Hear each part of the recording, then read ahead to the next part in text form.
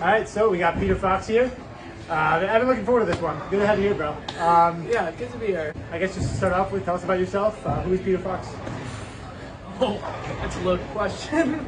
I mean, just tell us about yourself, you feel me?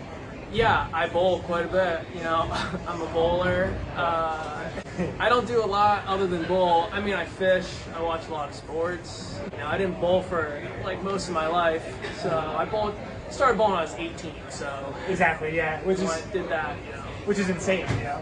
Like it's pretty late. Yeah. Yeah, like I'm with you. Like I started when I was 20, and I haven't found the success you have. Like I get how hard it is.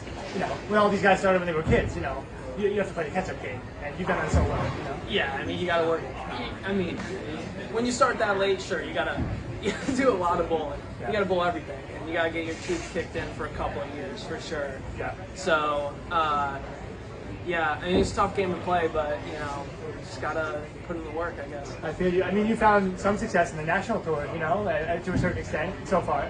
Yeah, And, cash, rookie year, went okay, bowled my way into 4 main fields, got to bowl 3 tournaments at the World Series, and I got a cash at the Masters, and was able to bowl the doubles that year too, so I got a lot of reps, so that's good. That's what you want your first year, lots of reps. I mean, still, like having started 5 years ago, that's kind of insane. Like, do you feel like you were just naturally gifted, or did you bust your ass, or was it both?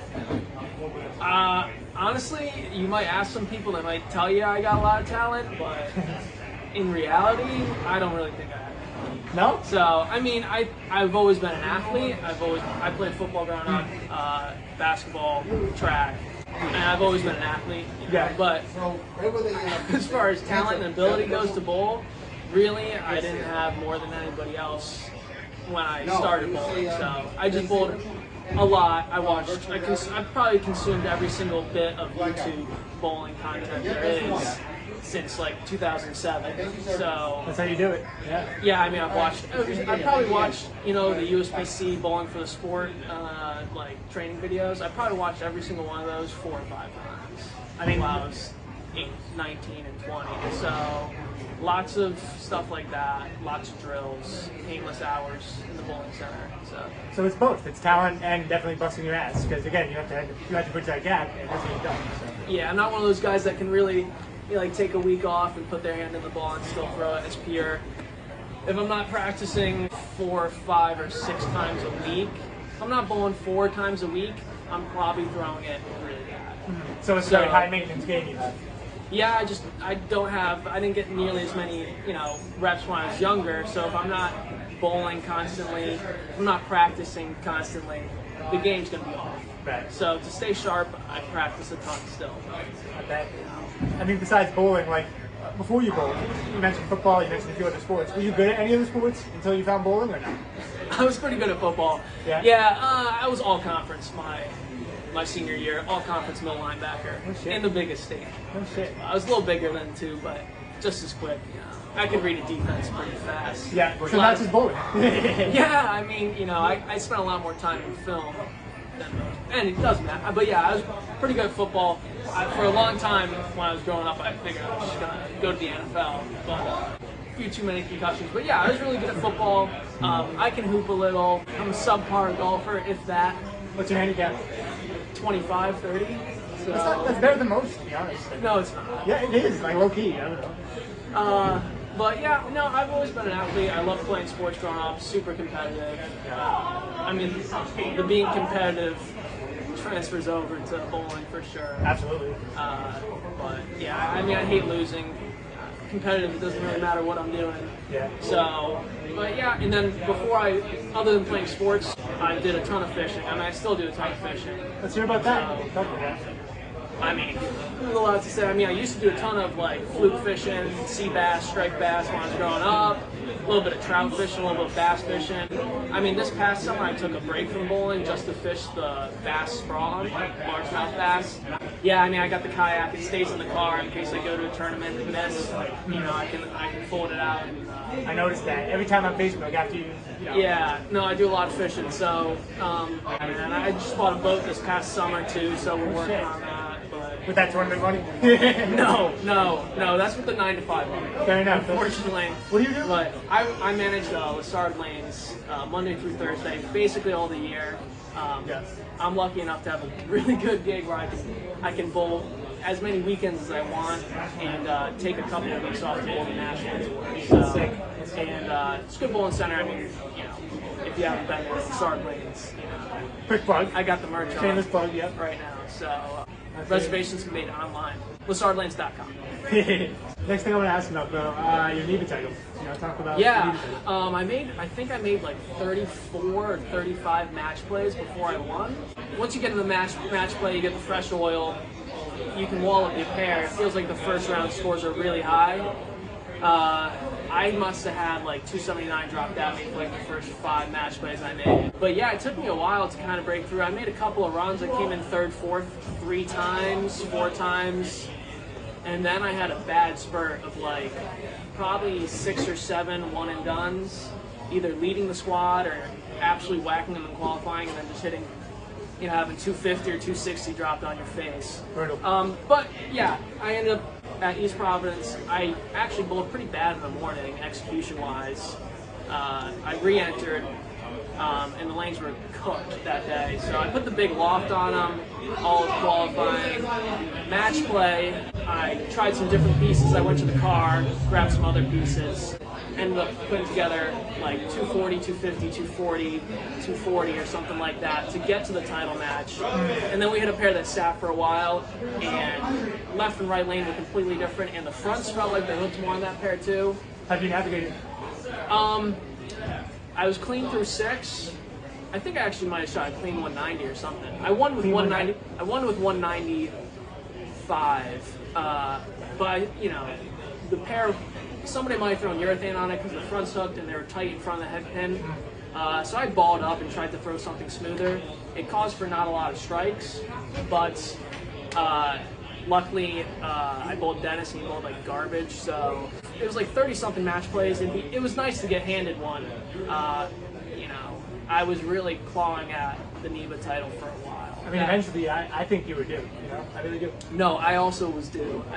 I mean, you know, happy I did it, but more so than joy when I won was really just relief that I had finally gotten one. Yeah. Even though I've only been bowling NEBA for like 3 or 4 years, and I kind of haven't bowled nearly as many this year, but that year I bowled every single one, and I made a ton of cuts, and I just couldn't seem to go on a deep run, and then finally, you know, luck of the draw. Whenever you're bowling one game matches, sometimes 190 can win, sometimes 250 can lose, and that's the name of the game here. So, yeah, unfortunately, we bowl one game matches. You know, people got to get out of here on time, so it is what it is. But ideally, we'd be bowling round robin 16 games, but you know, not everybody wants to be here until midnight. So Gotcha. It's what it is. Yeah. Tell us about your regional. Yeah, win. well, it was a good field. I think Packy was 5th, John Fury was 4th, Jason Sterner was 3rd, I qualified 2nd, Tim Foy qualified 1st. Yeah, good step ladder. I was a 2 seed. I ended up on Jason Sterner. I had the match basically put away the first match, and then I went open in the 9th and 10th. I think I had like spare 6-bagger open or something. Let him back in the match. He threw a late double, forced me to get 9. I got 8 for a tie. We went into a roll off, and then I doubled to beat him, and then I dropped 260 on Tim Foy. Timmy, I hope you watch this. He follows the page. So. There you go. Hi, Tim.